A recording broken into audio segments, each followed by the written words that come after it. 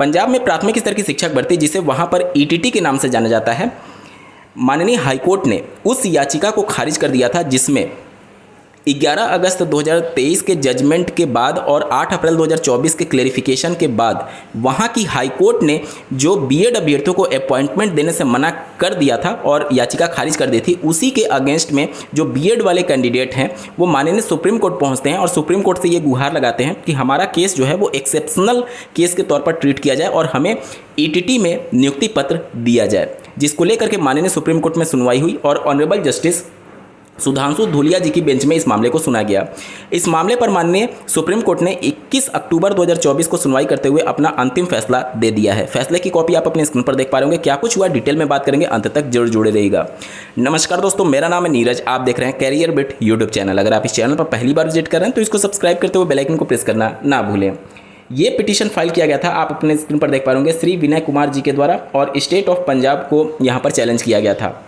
ये केस कैसे एराइज हुआ तो आप अपने स्क्रीन पर देख पा रहे होंगे। Arising out of impugned final judgment and order date 23 September 2024 in LPA number this and this passed by the high court of Punjab and Haryana at Chandigarh.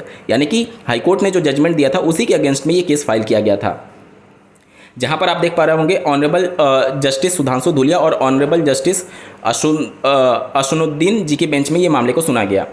माननीय सुप्रीम कोर्ट के यहाँ एक एक वर्ड बहुत ज़्यादा इंपॉर्टेंट है। यहाँ पर आप देख सकते हैं, the petitioners seek appointment as a primary school teacher in terms of exception carved out by this court in a clarification order date 8 April 2024 in Devesh Sharma versus Union of India matter. यानी कि ये जो याचिकाकर्ता थे पंजाब से, वो ये चाहते थे कि हमारा जो केस है उसको एक्सेप्शन के तौर पर, एक अपवाद के तौर पर ट्रीट किया जाए और जो हमने क्लेरिफिकेशन दिया था 8 अप्रैल 2024 उससे इतर जाकर के हमें नियुक्ति पत्र दिया जाए। यहाँ पर देख सकते हैं, the petitioner do not get any benefit of the order in as much a they were not appointed prior to 11 August 2023 which is an admitted position. यानी कि इनको बेनिफिट नहीं दिया जाएगा जो कि 11 अगस्त से पहले अपॉइंट नहीं हो चुके हैं। जो 11 अगस्त से पहले अपॉइंट हुए हैं उन्हीं को केवल बेनिफिट दिया जाएगा बीएड, और उनके बाद अपॉइंट होने वाले को इसका बेनिफिट नहीं दिया जाएगा। They were merely selected and such case will not get benefit of our clarification order date 8 April 2024। यानी इसके बाद से जो भी अपॉइंट होंगे या फिर जो भी सेलेक्ट होंगे उनको इसका लाभ नहीं दिया जाएगा। Subsequent to our judgment and thus the high court has rightly dismissed the latter present appeal vide impugned order and we see no reason to interfere with the same. यानी कि माननीय सुप्रीम कोर्ट कहती है कि जो high court ने judgement दिया वो बिल्कुल राइटली डिसमिस किया, यानी इनकी जो याचिका थी उसको बिल्कुल सही तरीके से खारिज किया, क्योंकि इसमें कोई भी सुप्रीम कोर्ट जो है वो इंटरफेयर नहीं करना चाहती है। यानी कि हाई कोर्ट ने जो जजमेंट दिया 8 अप्रैल के क्लेरिफिकेशन एप्लीकेशन के आधार पर कि 11 अगस्त के पहले अगर जो ज्वाइनिंग हो चुकी है तो वो सेफ है, 11 अगस्त के बाद वाले ज्वाइनिंग वाले सेफ नहीं है।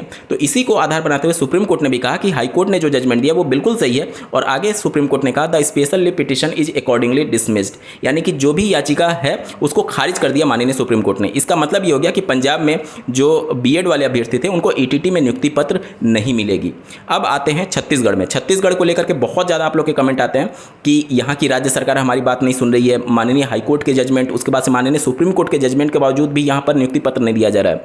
तो देखिए, एक जो वहाँ पर कंटेम्प्ट ऑफ कोर्ट वाला जो मामला था हाईकोर्ट वाला, और सुप्रीम कोर्ट में भी अब अभ्यर्थी विचार कर रहे हैं राज्य सरकार के रवैये को लेकर के कि contempt of court case file किया जाए। देखिए, यहाँ पर आज नहीं तो कल राज्य सरकार को ये लागू करना ही होगा। राज्य सरकार कई बार क्या होती है कि तानाशाही पर उतर जाती हैं। हाई कोर्ट के फैसले को, सुप्रीम कोर्ट के फैसले को वो कैसे भी करके पलटना चाहती हैं। देखिए, ये तानाशाही बहुत दिन तक नहीं चल पाएगी।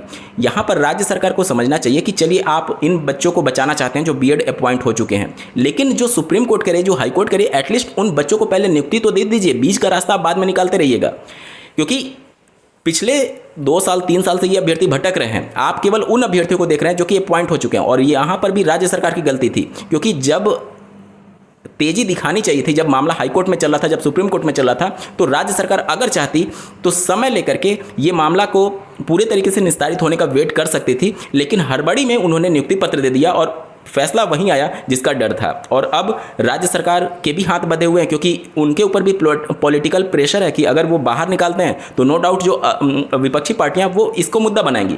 तो पॉलिटिकल मुद्दों से वो बंधे हुए हैं जो भी राज्य सरकार है सत्ता में।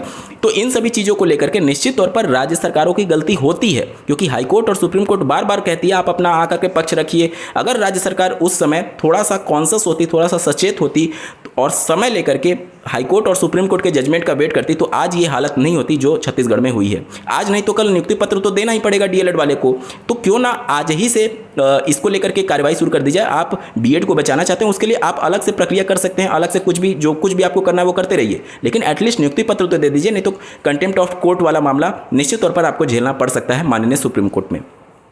इस वीडियो को देखने के लिए आपका बहुत बहुत धन्यवाद। भगवान करे आपका दिन शुभ हो।